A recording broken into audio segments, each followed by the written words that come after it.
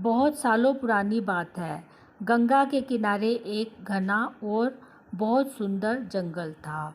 पर चाहे दिन हो या रात, आसपास के गांव के लोग इस जंगल से गुजरते वक्त हमेशा डरते और घबराते थे।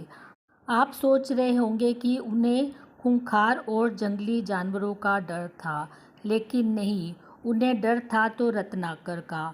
रत्नाकर एक निर्दयी शिकारी और खतरनाक डाकू था, और जो कोई भी गांव वाला इस जंगल से होकर गुजरता था, वह उसे डराकर लूट लिया करता था। एक दिन रोज की तरह रत्नाकर अपने शिकार की तलाश में एक पेड़ पर छुपकर बैठा था। तभी उसे दूर से नारायण नारायण की आवाज़ सुनाई पड़ी। वह एक पेड़ पर छुप के बैठा देखता रहा और वह आवाज़ उसके पास आती रही। उसे दूर से अपना शिकार आते हुए दिखाई भी दिया। यह देखकर रत्नाकर की आंखें चमक उठी।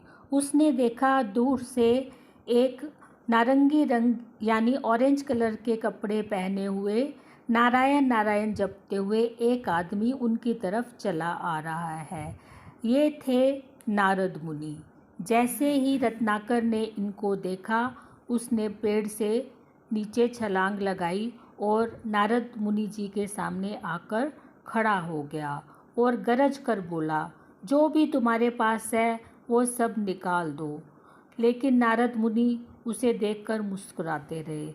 रत्नाकर यह देखकर हैरान हो गया कि सब लोग मुझसे इतना डरते हैं, पर इनकी आंखों में जरा भी डर नहीं है। तब नारद मुनि ने कहा, ये लो बेटा वीणा और करताल, और चाहो तो ये कपड़े भी खुशी से ले लो। इसके अलावा मेरे पास और कुछ भी नहीं है। इसके साथ ही नारद जी ने रत्नाकर से पूछा, बेटा तुम ये चोरी क्यों करते हो? तब रत्नाकर ने बहुत ही गर्व से कहा, ये मेरा पेशा है। मैं अपने परिवार के लिए, अपने बच्चों के लिए ये सब कार्य करता हूँ। नारद जी ने उसकी आंखों में झांकते हुए कहा, क्या तुमने कभी अपने परिवार से पूछा है कि वह तुम्हारे इस काम से खुश हैं या नहीं? क्या वो तुम्हारे इस गलत काम में तुम्हारा साथ देंगे या नहीं? यह सुनकर रत्नाकर ने गरजते हुए कहा, क्यों नहीं देंगे? यह सब मैं उनके लिए ही कर रहा हूँ, अपने परिवार को पालने के लिए ही कर रहा हूँ।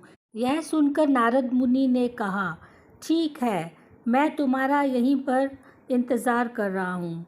तुम जाओ और अपने घर वालों से पूछ के आओ कि कौन कौन तुम्हारा इस गलत काम में साथ देगा।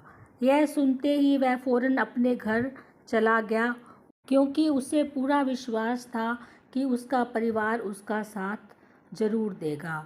तब उसने घर जाकर अपने घर वालों से पूछा, मैं ये जो शिकार और लूटमार करता हूँ, आप लोगों के लिए ही करता हूँ, आप लोगों को पालने पोसने के लिए ही करता हूँ।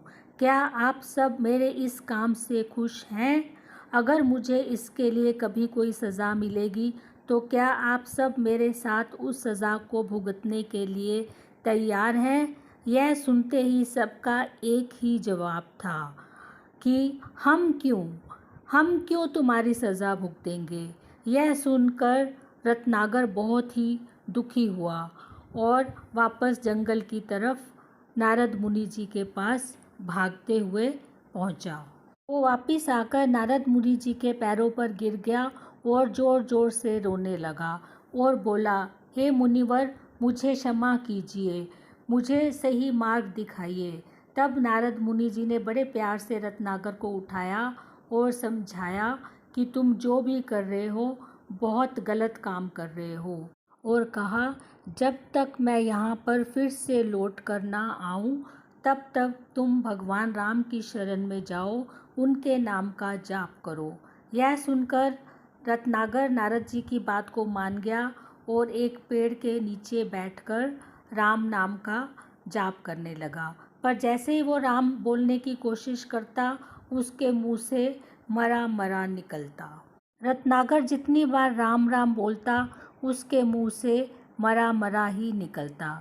यह देखकर वह बहुत निराश हो गया।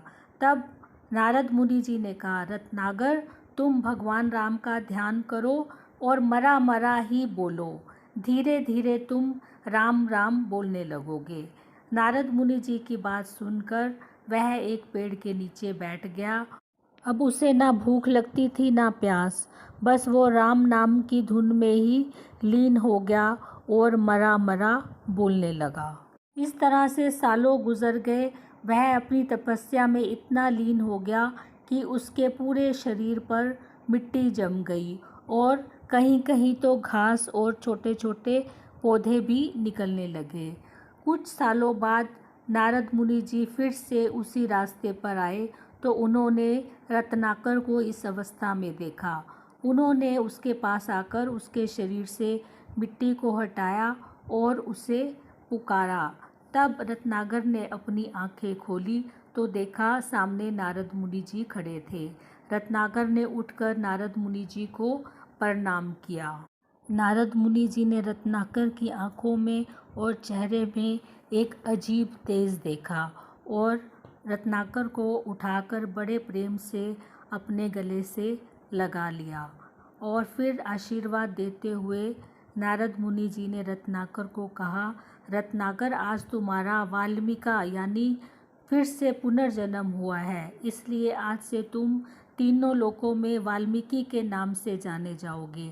तुम अब से दूसरों को मार्ग दिखाओगे। वाल्मीकि की आंखों में खुशी के आंसू आ गए और उन्होंने भगवान के चरणों में अपना सर झुका दिया। फिर उन्होंने गंगा के किनारे एक आश्रम बनाया। इसी आश्रम में सीता जी को भी पनाह मिली थी और भगवान राम और सीता के पुत्र लव और कुश का जन्म भी इसी आश्रम में हुआ था और इसी आश्रम में ब्रह्म ऋषि वाल्मीकि ने रामायण की रचना भी की थी। तो ये कहानी हमें बताती है कि भगवान राम का नाम जपने से केवल पत्थर ही नहीं तर जाते, बल्कि रत्नाकर जैसे डाकू भी महान ऋषि के रूप में जन्म ले लेते हैं। सो राम राम दोस्तों, that's all for today. Thank you so much.